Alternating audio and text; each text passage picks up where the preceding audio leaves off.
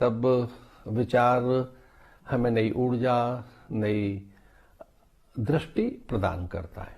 अगर हम सद्विचार करने लगे, ऐसे विचार जो यथार्थ का प्रकाशन करते हैं, वो विचार जो वास्तविकताओं को अनावृत करते हैं, ऐसे विचार जो हमें उस अभीप्सा और आकांक्षा को जगा सके जो सत्य को पाने की है, तब वो विचार बड़े साधन है। मनुष्य विचारशील प्राणी है। विचार से वो जैसा चाहे वैसा बन सकता है। प्रतिदिन की भांति मुझे अनेक विचार, नए नए विचारों के लिए साधक प्रेरित कर रहे हैं। एक महाराष्ट्र से बार बार किसी एक नव युवक के प्रश्न हैं और उसके अनेक प्रश्न हैं, पर उनमें एक प्रश्न निरंतर वो साधक मुझसे पूछ रहे हैं कि जो नकारात्मकता है, जो बहुत हेय और निंदनीय विचार हैं मन के, उनसे कैसे अलग हों। वो कहते हैं कि मुझ में निरंतर बड़ी शंका बनी रहती है, भय बना रहता है और कभी कभी मुझे लगता है मैं किसी मानसिक रोग से ग्रसित हूँ। मैं अच्छा नहीं सोच पाता, पर मैं तनिक सा श्रम कर लूँ तो मुझे अच्छे अंक मिल जाते हैं और मैं जैसा चाहूँ वैसा बन जाता हूँ। पर कभी कभी मुझे मेरे भीतर का ही भय मुझे बहुत आगे नहीं बढ़ने देता। तो उस युवक ने मुझसे प्रश्न किया है कि नकारात्मकता से कैसे मुक्त हों। निंदनीय, निम्न स्तर के, निकृष्ट ऐसे विचार जो बहुत सस्ते और ऐसे विचार हैं जो मन को बहुत दुर्बल बनाते हैं, उन विचारों से हम कैसे मुक्त हों। तो मैं आपसे ये कहना चाहूँगा कि इस विषय पर निरंतर चर्चा चल रही है। मने मनुष्याणाम कारणम बंध मोक्षयो, मन ही मनुष्य के बंधन और मोक्ष का कारण है। और जब व्यक्ति ये तय कर लेता है कि उसे उच्चतर लक्ष्यों की ओर बढ़ना है, उसे अपने जीवन में महानता सिद्ध करनी है और अपने को प्रमाणित करना है कि वो जो चाहे सो कर सकता है, क्योंकि मनुष्य के पास में स्वभावतः बड़ी शक्तियां हैं और उसके लिए कुछ भी असंभव नहीं है, उसके लिए कुछ भी असाध्य नहीं है। जब चाहे मनुष्य वैसा कर सकता है, क्योंकि मनुष्य विचार की ही तो उपज है, संकल्प की तो उपज है। ईश्वर का जो बहुत आरंभिक संकल्प है, एको हम बहुश्यामः, मैं एक से अनेक हो जाऊं, तो ये ईश्वरीय संकल्प है। हम मूलतः ईश्वर के संकल्प की साकारता है। विशेषकर मनुष्य भगवत संकल्प का ही एक फल है और फिर वो चाहे तो उस सत्ता को भी अनुभूत कर सकता है। मैं आपसे कहना चाहूँगा कि अच्छे साहित्य का अध्ययन करें, सत्य साहित्य का, और ऐसा साहित्य उपलब्ध है जो आपको सकारात्मक विचार दे सके, विधेयक विचार दे सके, वो आपको उत्साहित कर सके, प्रेरित कर सके। ऐसा साहित्य कि जब आपके भीतर में कोई भय आता है या आपके भीतर में असुरक्षा की भावना आती है तो आप उससे मुक्त हो सके। सच तो ये है कि मनुष्य आदि व्याधि उपाधियों के साथ ही तो रहता है। नाना प्रकार की आदि व्याधि उपाधियां जो भौतिकीय कष्ट हैं, ये जो जलवायु से हैं, परिस्थिति और पदार्थों से पैदा होने वाला भय है, अथवा शरीर का भी तो एक प्रकार का भय रहता ही है। शरीर तो दो चीजों के साथ जुड़ा है और उसमें जन्म और मृत्यु है। मन में भी तो यही दो चीजें हैं, सुख और दुख, और या बुद्धि में हानि लाभ। इन्हीं के साथ तो मन और बुद्धि हमारी जुड़ी है। तो जब हम बहुत अधिक लाभ पर विचार करते हैं और वो जब हमें प्राप्त नहीं होता तो निसंदेह मन में भय आता है। और ये जो असुरक्षा की भावना है, ये बड़ी स्वाभाविक है, क्योंकि हम जिस शरीर में रह रहे हैं वह नश्वर है, क्षणभंगुर है। तो हर व्यक्ति को ऐसा ये भय रहता ही है। आहार निद्रा भय मैथुनम, भय हर किसी व्यक्ति को रहता है। पर जिनमें भय की अधिकता है, इसका अर्थ है वो आत्मविश्वासी नहीं है, आत्मजयी नहीं है।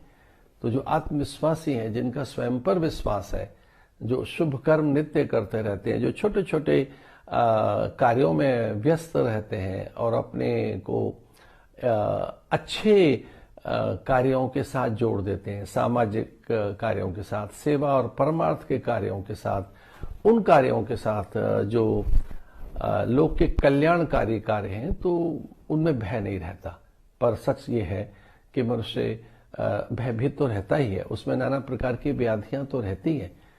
पर आप अपने मन को प्रशिक्षित कर लें, आप उसे ठीक ढंग से निर्देशित करें, और जब हम मन को प्रशिक्षित कर देंगे, शिक्षित और संस्कारित कर देंगे, तब मन अच्छे विचारों के साथ जुड़ता है, बहुत अच्छे विचारों के साथ। मन को एक बड़ा लक्ष्य दिया जाए, मन को लक्ष्य देने के साथ साथ उसके चरणबद्ध, योजनाबद्ध उसके साथ चला जाए। अगर आपने एक अच्छी योजना बनाई है और उस योजना में आपने चरण तैयार कर लिए हैं, इसका अर्थ है कौन से भाग में कब चलना है, अध्ययन कब करना है, आपको अच्छा लिखना कब है, आपको व्यायाम कब करना है, भोर में जागरण कब करना है, प्रकृति के निकट जाना है, अच्छे लोगों का संग करना है, और एक बड़ा सपना बनाकर उसके लिए, उसकी पूर्ति के लिए प्रयत्न करना है। ये भैया बिल्कुल ठीक प्रश्न किया आपने। जब तक आप पुरुषार्थी नहीं बनेंगे, जब तक आपके भीतर में एक बड़ा कुछ करने का सपना नहीं जगेगा, तब तक ये भय और असुरक्षा की भावना बनी रहेगी, नकारात्मकता तो बनी रहती है। मन दरअसल में हमारे पास सब कुछ है और उसमें मन वैसा सोच नहीं पाता। मन को अच्छा सोचने के लिए प्रेरित करें। बहुत सी गाथाएं हैं। एक बड़ा अद्भुत दृष्टांत है कि एक बार एक व्यक्ति ने एक महापुरुष से पूछा था कि किस दिशा में मैं जाऊं और वहां जाने से मुझे सिद्धि मिलेगी, जय और लाभ कहाँ है, जीवन में मेरी जय हो, मेरा यश का विस्तार हो, मुझे अधिक लाभ मिले, मुझे अधिक सम्मान मिले, मेरे सारे कार्य सिद्ध हों, अथवा मेरी सारी कामनाओं की पूर्ति हो, जो मैं चाहूं उसे प्राप्त कर लूं, ऐसी कौन सी दिशा में मैं जाऊं, ऐसा क्या मैं उद्योग करूं, कौन सा मैं ऐसा मंत्र जपूं। तब उन महापुरुषों ने कहा था, जो बड़े दिव्य योगी थे, उन्होंने कहा किसी भी दिशा में जाएगा तो वही तेरी जय है। प्रत्येक दिशा में, उत्तर, दक्षिण, पूर्व और पश्चिम, किसी भी दिशा में, प्रत्येक दिशा में जय है, प्रत्येक दिशा में लाभ छुपे हैं। फिर उसने आग्रह करके कहा कि मुझे एक दिशा तय कर दीजिए कि किस दिशा में मैं जाऊं और वहां जय है, लाभ है, यश है, सम्मान है। तब उस संत ने कहा कि ये सामने वाली दिशा परमार्थ की दिशा है, एक दिशा स्वार्थ की है, एक दिशा इसमें केवल अपने लिए ही जीना है, केवल अपने सुख सम्मान के लिए, केवल अपने हित का ही चिंतन करना है। और एक दिशा है परमार्थ की कि जो मेरे पास है उसमें दूसरों के भी हिस्से हैं, दूसरों के लिए भी मेरे पास समय हो, दूसरों की भी संवेदनाओं को मैं अनुभव कर सकूं, मैं दूसरों को भी दुख और अभाव देकर मैं व्याकुल पीड़ित होकर उनके अभाव की निवृत्ति के, अभाव दूर करने के लिए, उस अभाव निवृत्ति के लिए मैं भी कुछ अंश उन्हें दे सकूं। ये जो सामने वाली दिशा है, ये परमार्थ की दिशा है और इसमें सारे कार्य सिद्ध होंगे। इस परमार्थ की दिशा में जय है, इसी में लाभ है और इसी में सम्मान है और इसी में महापुरुषों के और सिद्धों के दर्शन होंगे। आप जिसे ही चाहोगे उसे देख सकोगे और इस दिशा की जो परिणति है, जो इस दिशा का अंतिम चर्म है, चरमावस्था जो है, अंतिम इसकी जो फलोपलब्धि है, वो ईश्वर है। तो आप अगर इस दिशा में जाएंगे तो न केवल सम्मान और सुख है, बल्कि ईश्वर भी है, परम पिता के दर्शन भी होंगे। एक दिशा स्वार्थ की है। तो उसने कहा कि मुझे वही दिशा बताइए जहां मेरा मुझे लाभ हो। पर उसने ये भी कहा इसमें कुछ अधिक तो नहीं करना पड़ेगा, क्योंकि ये जो परमार्थ की दिशा में, इसमें बहुत दान तो नहीं देना होगा। इस परमार्थ की दिशा में सब कुछ तो मेरा नहीं चला जाएगा। कहीं ऐसा तो नहीं कि जीवन भर मुझे श्रम ही करना पड़े, मुझे थोड़ा बहुत आराम भी मिलेगा ना। क्या मैं अपनी कामनाओं की और जो मैंने चाहा है उसकी भी पूर्ति कर सकूंगा? क्या जो मेरी इंद्रियां निरंतर सुख के लिए भटकती रहती है और मेरा मन जो कुछ चाहता है, क्या वो मुझे मिलेगा? तब संत ने कहा हाँ, ये सीधी दिशा सर्वस्व प्राप्ति के लिए है। अहलौकिक पारलौकिक दोनों सुख इसी दिशा में है, बस निकल जा। तो उसने कहा ये मुहूर्त सही है ना? और तब संत ने कहा था कि हाँ, ये सही मुहूर्त है, जब चित्त में प्रसन्नता हो, विजय का भाव हो, उत्साह हो, उमंग हो, औद्योगिकता हो अथवा जब मन में आशावादिता हो, और जब मन में निराशा रहती है तो वो मुहूर्त अच्छा नहीं है। जब मन में अश्रद्धा हो, मन में जड़ता हो, मन में दूसरों के लिए वैर हो अथवा क्रोध हो, जब दूसरों के लिए घृणा से भरा हुआ मन है, तब वो कोई अच्छा मुहूर्त नहीं होता। अच्छा मुहूर्त तो यही है कि हम घृणा से रहते हैं, ईर्ष्या से रहते हैं, हमारे भीतर में द्वेष नहीं है, चित्त में प्रसन्नता है और कुछ उमंग है। और ऐसा इस समय है, तेरे मन में बड़ी उमंग है, तेरे मन में उल्लास है, कुछ पाने की अभिप्सा है, श्रम भी करना चाहता है, बस निकल, ये अच्छा मुहूर्त है। उसने कहा इसमें मुझे पहला साधन क्या करना है? मुझे कोई मंत्र जपना है, मुझे कोई उद्योग करना है, मुझे कहीं धन लगाना है, मुझे कौन सा व्यापार करना है? तो संत ने कहा था कि तो एकांत में बैठकर जब विचार करेगा तो जो तुझे पहला विचार आएगा वही विचार तुझे आगे लेकर जाएगा। लेकिन महाराज मुझे वो विचार कब आएगा?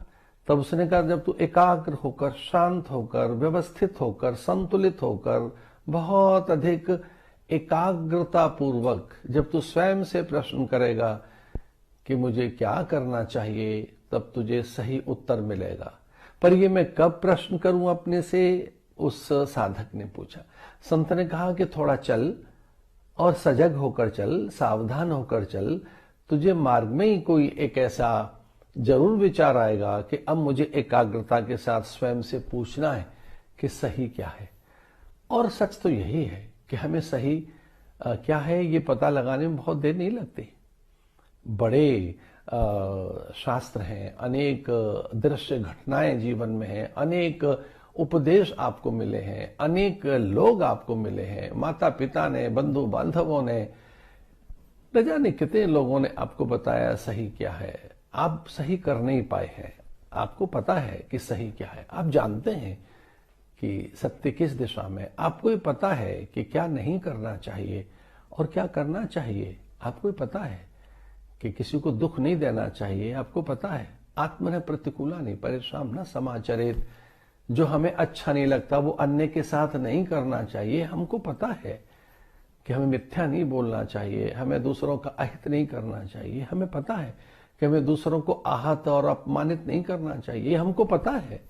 ये हमें पता है कि क्या नैतिकता और अनैतिकता है, ये हमको पता है कि चरित्र उन्नत क्या होता है और चरित्रहीनता क्या है, ये हमको पता होता है कि हम कब उदार हैं और कब कृपण हैं, ये हमको पता होता है कि हम दूसरों की सहायता के लिए कब तत्पर हैं और कब हम दूसरों से आंखें फेर लेते हैं। ये हमको पता है कि केवल कब हम अपने ही सुख के लिए चिंतित हैं, केवल अपनी कामना की पूर्ति के लिए बिल्कुल अपने पास हैं।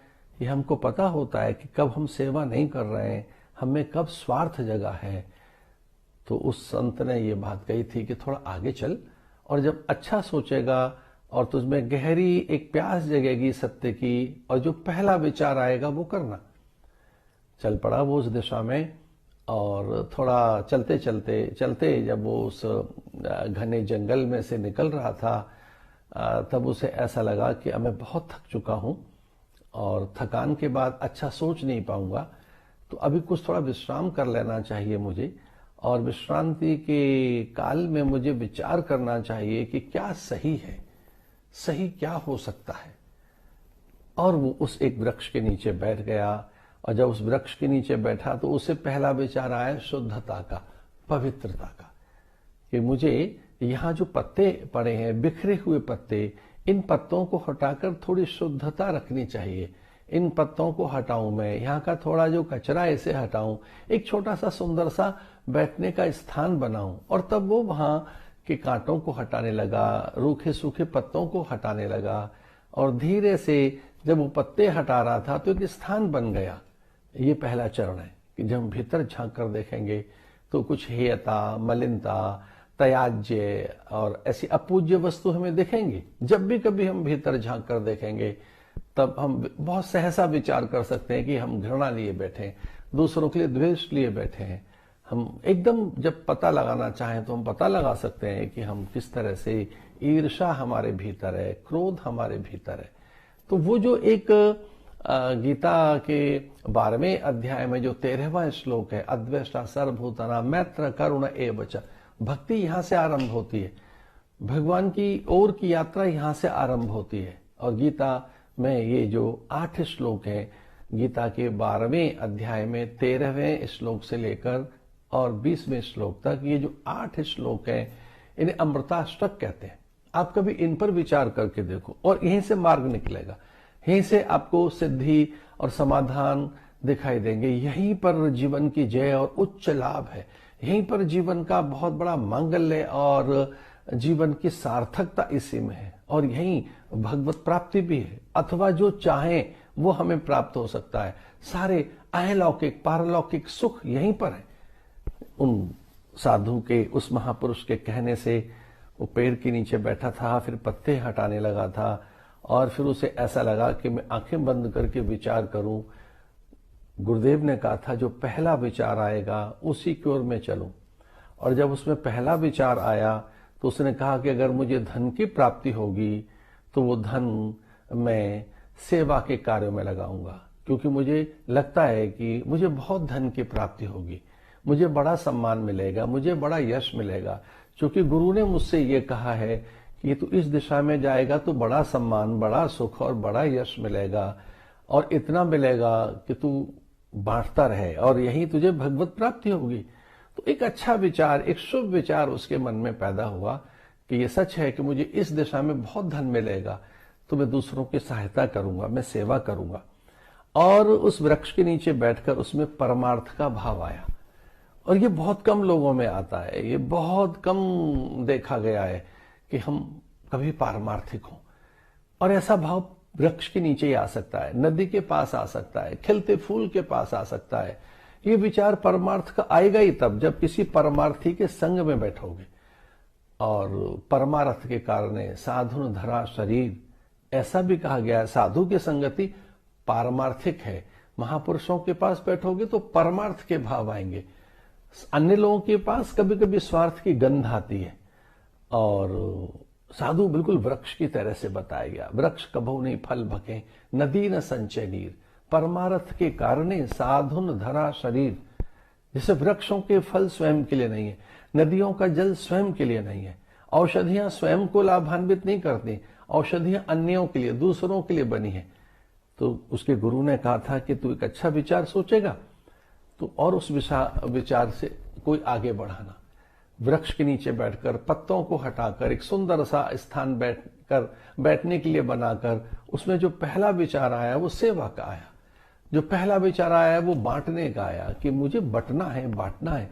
जैसे वृक्ष बांट रहा है, वृक्ष दे रहा है, वृक्ष प्राण दे रहा है, पवन दे रहा है, छांव दे रहा है, शीतल छाया है, फल फूल है, इससे लकड़ी मिल रही है। वृक्ष क्या नहीं दे रहा है?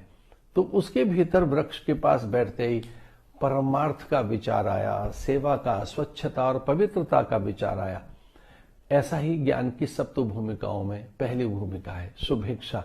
शुभ का विचार करें, उसका जो शुद्ध है, नित्य है, शाश्वत है, सनातन है, आत्म तत्व का विचार ही शुभेच्छा है। और जब वो ये विचार करने लगा कि मुझे जब धन आएगा तो मैं बांटूंगा, तब उसे एक विचार ये भी आ रहा था कि अरे पहले तो मैं उसका सुख भोगूंगा, मैं बांटूंगा भी, पर मेरे पास बहुत धन आ गया तो मैं क्या करूंगा। तो उसे ऐसा लगा कि इस पर विचार कर लेना चाहिए कि जब मैं धन आएगा तो मैं क्या करूंगा। और ध्यान रखना एक बड़ी बात है कि अगर हमारे पास वस्तु आ भी गई तो उनका करेंगे क्या? क्या वो केवल भोग के लिए है? और हाँ, द्रव्य की 3 ही गति बताई गई है, भोग, दान और नाश। जो आपको मिला है इसमें कितना आपने भोग लिया, भोगकर कितना आपने सुख लिया है। भोगकर सच में क्या बहुत सुखी हो गए? जो कुछ हमें मिला है क्या सच में उससे हम तृप्त हुए? जो भी हमें मिला है, जितना द्रव्य मिला, समय मिला, पदार्थ मिले, क्या सच में वो पूरे थे? हाँ, वो कभी पूरे नहीं होते। जितना मिलता है वो अधूरा लगता है, जितना मिलता है वो उसमें और आशा, प्रत्याशा और अधिक लालसा बनी रहती है। धन पाने के बाद कभी व्यक्ति ऐसा नहीं सोचता कि बस बहुत हो गया, अब नहीं पाना है। और पाने की लालसा उसमें, और अधिक इकट्ठा करने की लालसा उसमें बनी रहती है। तो क्या बहुत धन पा लेने के बाद में या बहुत पदार्थ आ गए आपके पास, आप प्रसन्न हो गए? क्या आपके पास सुख पहुंच गया है? क्या आप सही हो गए? अब उसको लगा कि मुझे ठीक ढंग से विचार करना चाहिए कि धन आने के बाद में क्या करूंगा। तो आंखें बंद करके, अब वो थका हुआ था और लेटने का प्रयास कर रहा था और वो लेट गया। और जब वो लेटा तो आंखें बंद करके विचार करने लगा कि गुरुदेव ने कहा था मैं जो सोचूंगा वो होगा, जो मुझे मेरे मन में आएगा वो मुझे प्राप्त होगा। और जब वो लेटा था और तो उसे लगा कि कितना अच्छा हो ताकि एक छोटा सा ईंट का यहाँ टुकड़ा होता तो मैं सर के नीचे वो ईंट रख लेता या पत्थर का टुकड़ा रख लेता तो मुझे तकिया मिल जाता। आदमी जब विचार करता है तो सुख की, शरीर के सुख की पहली कल्पना, शरीर का सुख हमारी पहली कल्पना है। शरीर ही पहली कल्पना है, जिजीविषा कि मैं जीता रहूं। शरीर हमारी पहली मांग है, चूंकि हम रहते ही शरीर में, शरीर मन और इंद्रियों के साथ ही तो हम रहते हैं। तो केवल हम शरीर की पहली मांग की पूर्ति में लग जाते हैं कि हमको प्राण लेना है, कि अन्न लेना है, या कि जल लेना है, अब इसे विश्राम देना है, अब इसे सुलाना है, फिर से इसे भोजन कराना है। तो जैसे मानो हम चाकर बने बैठे हैं शरीर के, हम पूरी तरीके से शरीर की सेवा में, शरीर को ही समर्पित, और केवल शरीर के लिए ही हम जैसे मानो पूरा जीवन भर उद्योग करते रहते हैं। वो लेटा था आंख बंद करके, उसे लगा कि ईंट का टुकड़ा होता तो मैं तकिया जैसा बना लेता, थोड़ा आराम करता। अभी उसने ऐसा सोचा ही था कि अचानक उसके सर के नीचे एक सुंदर सा ईंट का टुकड़ा आ गया। अब वो थोड़ा विस्मित था उस ईंट के टुकड़े को अचानक देखकर कि यहां तो मैंने इसे रखा नहीं था, मैं तो बल्कि कोई ढूंढ रहा था, और ये क्या हुआ कि अचानक मेरे सर के नीचे एक ईंट का टुकड़ा आ गया। उसे ऐसा लगा कि क्या मैं कल वृक्ष के पास हूं, क्या मैं किसी एक सिद्ध स्थल पर हूं, क्या मैं वहां हूं जहां मनोवांछित पदार्थ प्राप्त होते हैं, क्या मैं एक ऐसे स्थान पर आ गया जहां सारी मनोकामनाओं की पूर्ति होती है, क्या मैं सच में ऐसी जगह पहुंच गया हूं कि जो मैं चाहूंगा वो मुझे प्राप्त होगा। और इस तरह से वो विचार कर ही रहा था कि ईंट का टुकड़ा मैंने सोचा वो आ गया, तो क्या मैं एक सुंदर से की शैया की मैं एक ऐसी शैया जिसमें मैं अच्छे ढंग से नींद ले सकूं, क्या मैं कल्पना करूं और वो आ सकती है क्या। और जब उसने सुंदर शैया की कल्पना की, एक अच्छे बिस्तर की कल्पना की, एक सुखद बिस्तर की, एक तकिया की, कि वो एक ऐसा हो, हम यही तो कल्पना करते हैं कि पहले सुख मिले, शरीर का सुख मिले। और जब उसने ये कल्पना की तो एक शैया और उस पर वो लेटा हुआ था, तो वो बहुत ही अधिक विस्मित और चकित था, बहुत अधिक वह चकित होकर ये देख रहा था कि ये क्या हुआ। और मैंने शैया की कल्पना की, अब उसे लगा कि ये तो बहुत छोटा मैंने मांगा है और यहां तो कुछ भी प्राप्त हो सकता है। तब वो फिर वहां पर कल्पना करने लगा कि केवल मैं शैया क्यों मांगू, मुझे तो यहाँ बड़े भवन की कल्पना करनी चाहिए। बड़े भवन में मुझे रत्नों की, सुंदर आभूषणों की, परिधानों की, मुझे अपने ही परिवारों की, अपने परिजनों की, मुझे अपने मित्रों की, मुझे ये सब कल्पना करनी चाहिए। और वो जो कल्पना कर रहा था वो सब होता गया। बस हम जो जो कल्पना करते जाते हैं वो होते जाते हैं, हम जैसा जैसा सोचते जाते हैं वैसा बनते जाते हैं। हमें ऐसा लगता है कि हमें पुत्रेषणा तो पुत्र की कामना कर लेंगे, वित्तेषणा तो हमें वित्त चाहिए, लोकेषणा तो हमारी लोक ख्याति के लिए हमारे प्रयत्न होते रहते हैं। बहुत धन आ जाने के बाद व्यक्ति लोकेषणा की ओर फंसता है, उसे लगता है कि लोक में सिद्धि होनी चाहिए। और कभी कभी तो कुछ इस तरह से भी लोग परमार्थ के कार्यों में लग जाते हैं कि परमार्थ भी होगा और हमारा यश का विस्तार भी होगा।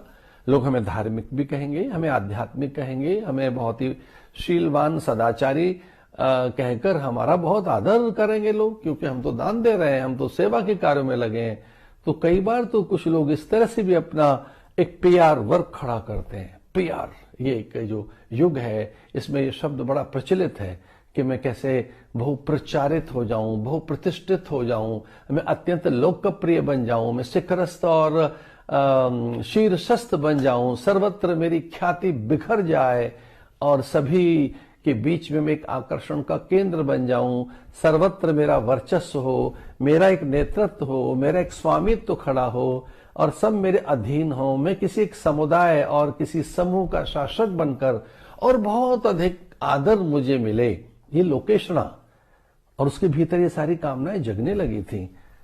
उसने सोचा था कि एक बड़ा भवन बन जाए, उसने यही तो सोचा था कि बहुत आभूषण आ जाएं, उसके अधीनस्थ बहुत लोग हों, फिर वो तो अपने आसपास अनेक अनुचर, परिचारिकाएं, पूरा परिवार, बहुत कुटुंब, और वो ये चाहता था सब मेरे अधीन रहे, सब मेरी जय जयकार करें। वो सब ऐसा ही तो कर रहे थे। और उसके सोचते सोचते जो उसने सोचा था वही उसे मिलता गया, वही उसे प्राप्त होता गया, और अधिक उसका सम्मान भी हो गया। बांट नहीं रहा है, वो इकट्ठा होता जा रहा है। और जब वो इकट्ठा होता जा रहा है तो उसकी चिंता लगी प्राप्त के संरक्षण की, प्राप्ति की। भगवान गीता में बड़ी सुंदर सी बात कहते हैं, योग क्षेमम वहाम्यहम्। भगवान योग क्षेम की व्यवस्था करते हैं, जो प्राप्त है उसका संरक्षण करते हैं, जो अप्राप्त है, क्या सही नहीं है, उसे देते हैं सही। तो आपके योग क्षेम की व्यवस्था भगवान करेंगे। इसका अर्थ है कि आपके लिए जो सही है वो आपको प्राप्त होगा, जिसमें आपके अभीष्ट की सिद्धि है, आपके भवतव्य में जो है सही वही आपको प्राप्त होगा। ये योगक्षेम है।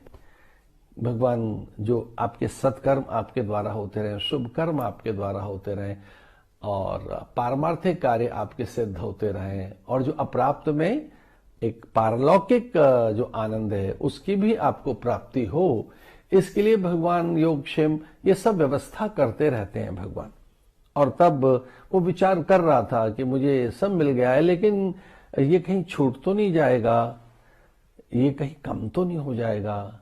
अभी तक वो सोच रहा था कितना आए मेरे पास, वो सब आता जा रहा था, लेकिन अब वो ये सोच रहा है कि कहीं कम तो नहीं हो जाएगा, तो वो कम भी होने लगा। फिर वो ये सोच रहा था कि बहुत कम तो नहीं हो जाएगा, फिर वो बहुत कम हो गया। और फिर उसे ऐसा लगा कि अब तो मेरे रक्षक भी नहीं रहे, कहीं ऐसा तो नहीं कि दस्यु आ जाएंगे, चोर आ जाएंगे और मेरी चीजें वो मुझसे लेने लगेंगे। और सच मानिए वो चोर भी आने लगे, दस्यु भी आने लगे थे, उसकी चीजें भी लुट रही थी। और उसके भीतर में, जैसा कि आपने मुझसे प्रश्न किया है कि मुझ में बहुत नकारात्मक विचार रहते हैं, आपने मुझसे प्रश्न किया है कि आपके भीतर में भय रहता है, आप कई बार ठीक नहीं सोच पाते, और आप अपनी जो अशुभ प्रवृत्तियां हैं, जो आपके भीतर असुरक्षा की भावना है, ये बड़ी व्याधि है, बड़ी। ये अर्जुन को भी थी, ये अवसाद, ये किसे नहीं रहा है, ये सबको रहा है, ये चिंता सबको है। फियर दो प्रकार का है, एक नोन फियर, एक अननोन फियर। एक फियर तो यह ही, एक अननोन, एक अज्ञात भय, वो सबको रहता है। वो बिना आध्यात्मिक विचारों के कभी दूर नहीं होता। वो तभी दूर होगा जैसे प्रहलाद जैसी निष्ठा हो कि मेरा कभी कोई अशुभ नहीं होगा, मेरा कोई अनिष्ट नहीं हो सकता, क्योंकि भगवान मेरे साथ हैं। हरि सर्वेषु भूतेषु भगवदीय निकटता, भगवत विश्वास, अपने प्रति जब तक विश्वास आपका नहीं होगा, आपका अज्ञात भय कभी आपसे दूर नहीं होगा। आपने मुझसे यही तो प्रश्न किया है कि मेरे भीतर भय बना रहता है, असुरक्षा की भावना बनी रहती है, और उसके कारण मैं कुछ अच्छा कर नहीं पाता, तो मैं कैसे पॉजिटिव रहूं। ये पॉजिटिविटी की जो बात है भैया, इससे भी अच्छी बात एक यथार्थ की है। कुछ लोग कहते हैं पॉजिटिव रहिए, कुछ लोग कहते हैं सकारात्मक सोचिए। मैं और भी एक भिन्न बात कह रहा हूं कि केवल सकारात्मक नहीं, यथार्थ सोचिए, वास्तविकताओं को समझो। जीवन में जो वास्तविकता है, जो सच है, उसे ढककर मत रखो, छुपा के मत रखो, उसे आवरण में मत रखिए, अपने सत्य को स्वीकार कीजिए। हम बहुत बड़प्पन की बात न करें कि मैं बड़ा ही दिखूं। आज चिंता इस बात की कि व्यक्ति बड़ा नहीं बन रहा है, बड़ा दिखना चाहता है। वो महान बनने के लिए प्रयास नहीं कर रहा है, वो महानता प्रदर्शित करना चाहता है। वो बार बार ये प्रदर्शित करना चाहता है कि वो समाज का सेवक है, परमार्थी है, वो सदाचारी है, वो बड़ा नैतिक है, वो समाज या परिवार और देश के लिए, सबके लिए कितना अच्छा कर रहा है। इस पे तो बड़ा पीआर वर्क चल रहा है, इस पे तो बड़े बड़े काम हो रहे हैं कि आपके बारे में आपके लोग इमेज बना दें, आपकी एक बड़ा एक ख्याति के लिए एक बड़ा आपका स्वरूप सिद्ध कर दिया जाए, एक बड़ी पिक्चर और एक बड़ा एलिवेशन आपके पास बना दिया जाए कि आप बहुत बड़े हैं लोक सिद्धि के लिए। और ये जो दृष्टांत है, इसमें गुरु से उसने यही कहा था कि मेरी जय हो और मुझे सब कुछ मिले, लेकिन यहां वो तो विपरीत सोच रहा है। और जब उसने ये सोचा कि मेरा सब न चला जाए, तो सब भी जा रहा था उसका। और तब वो ये विचार कर रहा था अज्ञानता के कारण, भय के कारण, कि कहीं ये लोग मेरा नाश तो नहीं कर देंगे, और वो सारे लोग अंदर के ही, वो भय अंदर ही बैठा है, अंदर ही है सारे शत्रु, और कोई नहीं है। काम से बड़ा कोई शत्रु नहीं है अगर वो व्यवस्थित नहीं है आप में, उस पर आपका नियंत्रण नहीं है। क्रोध से बड़ा कोई शत्रु नहीं है। लोभ से बड़ा शत्रु कौन होगा? मोह से बड़ा कोई शत्रु नहीं है। मत्सर ईर्ष्या से बड़ा शत्रु कौन होगा? असूया अमर्ष से बड़ा कोई शत्रु नहीं है। अमर्ष का अर्थ है दूसरे की उन्नति प्रगति को देखकर आप कष्ट में आ जाएं, भयभीत होने लगे, इसे अमर्ष कहेंगे। जरा सी देर में हर्ष आ गया, फिर अमर्ष आ गया। कुछ आपको प्राप्त हुआ है तो आप में हर्षानुभूति, और किसी दूसरे को ज्यादा मिल गया है तो अमर्ष हो गया है। कुछ अधिक आ गया है तो दंभ हो गया है, थोड़ा सा अहंकार आ गया है। और आध्यात्मिक पथ में ये सारी की सारी बड़ी बाधाएं। और जब वो ये विचार करने लगा था कि कहीं मेरी हत्या न हो जाए, तब उसी का ज्ञान उसकी हत्या करने के लिए दौड़ना चाहता था कि सहसा गुरु प्रकट हो गए। ये भगवत कृपा से ऐसा होता है कि दुरावस्था में, संकट काल में, या उस अवस्था में कि जब हमें कुछ नहीं सूझ रहा होता सिवाय मृत्यु के, तब अचानक ही कोई विचार पैदा होता है। और गुरु विचार का नाम है। गुरु तो प्रकाश है, जो आत्म प्रकाश है, जो सही पथ को प्रदर्शित करता है, जो पथ को आलोकित करता है, जो हमारे कर्तव्य का बोध कराता है, जो हमारी सत्यता को उजागर करता है, जो हमारी आध्यात्मिक आकांक्षाओं में, हमारी अभिप्साओं में आध्यात्मिकता पैदा करता है। हमें आध्यात्मिक अभिप्सा, आध्यात्मिक आकांक्षा, हमें एक सत्य की एक प्यास जो पैदा कर दे, वही तो गुरु है। और गुरु माने सद्विचार, गुरु माने सद ज्ञान, गुरु माने सद प्रेरणा, एक सही इंस्पिरेशन। गुरु कुछ और नहीं, इंस्पिरेशन का नाम गुरु है कि आपको ठीक समय पर इंस्पिरेशन मिल जाए, कोई इंस्पायर कर दे, कोई आपको प्रेरित कर दे। और अचानक गुरु प्रकट हो गए।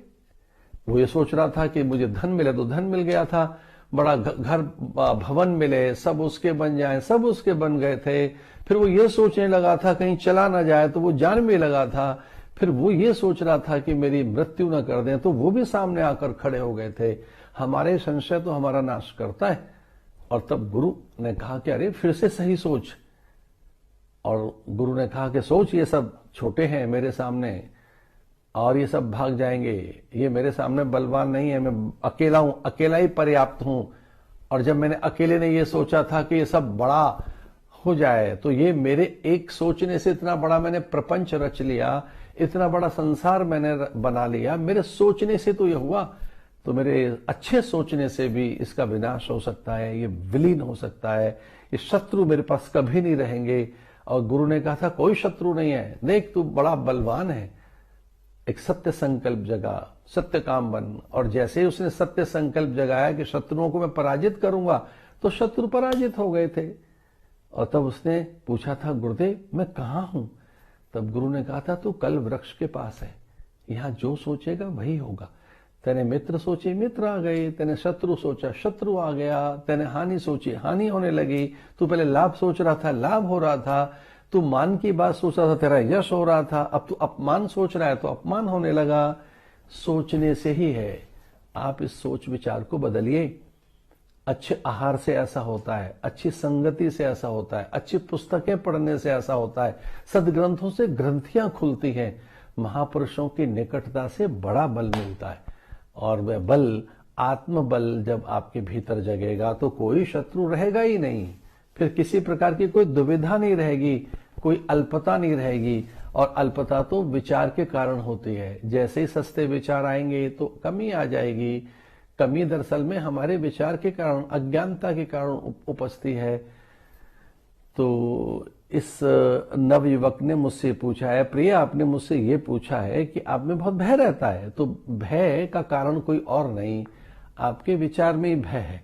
तो आप ढंग का आहार लेना आरंभ करें, समय पर निद्रा लेनी आरंभ करें, और प्रकृति के निकट जाएं, गुरुओं के पास बैठिए, सदग्रंथों का अध्ययन करिए, उन विचारों को अपने भीतर जगाइए जो विचार यथार्थवादी हैं। और इस धरती को नव युवकों ने बदला है, इस धरती को युवकों ने बदला है। आप अभी युवक हैं तो आप अपने बारे में सस्ता न सोचें, आप अपने को शंकित न करें, स्वयं में भ्रमित न रहें, स्वयं में बहुत अधिक आहत न रहें। और आप अगर उद्योग नहीं करेंगे, उद्योग करते श्रम करना, आप निरंतर सक्रिय नहीं रहेंगे तो आप निर्जीव हो जाएंगे, और जीवंत रहने के लिए सत्कार्यों में संलग्न रहना ही होता है। आप इस कहानी को फिर से सुनिए कि इस कहानी में उस व्यक्ति ने गुरु से पूछा था कि मेरी जय कहाँ है। गुरु ने कहा कि तू जो पहला विचार करेगा और वहीं से तेरी जय आरंभ होगी। और पहला विचार उसमें सुचिता का आया था कि मैं पत्ते साफ कर लूं। पहला विचार उसमें परमार्थ का आया था कि धन आएगा तो मैं परमार्थ करूंगा, समय मिलेगा तो उसे मैं सार्थक करूंगा। और ये चीजें आपको जन्म से प्राप्त हैं। समय की शक्ति, विचार की शक्ति आपको जन्म से प्राप्त है। ये अभिव्यक्ति की शक्ति, अभिव्यक्ति में आप स्वतंत्र हैं, विचार में स्वतंत्र हैं, कर्म में आप स्वतंत्र हैं, चिंतन में आप स्वतंत्र हैं। आप जैसा सोचेंगे वैसी दिशा प्रदर्शित होती जाएगी। आप जो विचार करेंगे वैसा ही सब घटित होता चला जाएगा। ये जो भी आपके पास में वर्तमान है यह भूतकाल की उपज है। आप जो कुछ भी हैं ये अपना प्रारब्ध है। आप जो कुछ भी हैं that's your choice, that's yours. ये आप ही खुद हैं। अपनी प्रकृति स्वयं आपने बनाई है। आप स्वयं एक बुनकर हैं। ये देह, ये प्रारब्ध और ये अवस्था आपने तो बुनी है। आप नए ढंग से सोचें, सही सोचें, और जब आप सार्थक सोचेंगे, सच मानिए आपका जीवन बदल जाएगा। तन्मे मनः शुभ संकल्प मस्तु। जैसे हम शुभ सोचते हैं, पवित्र सोचते हैं, तो हमारी दिशा बदलने लगती है।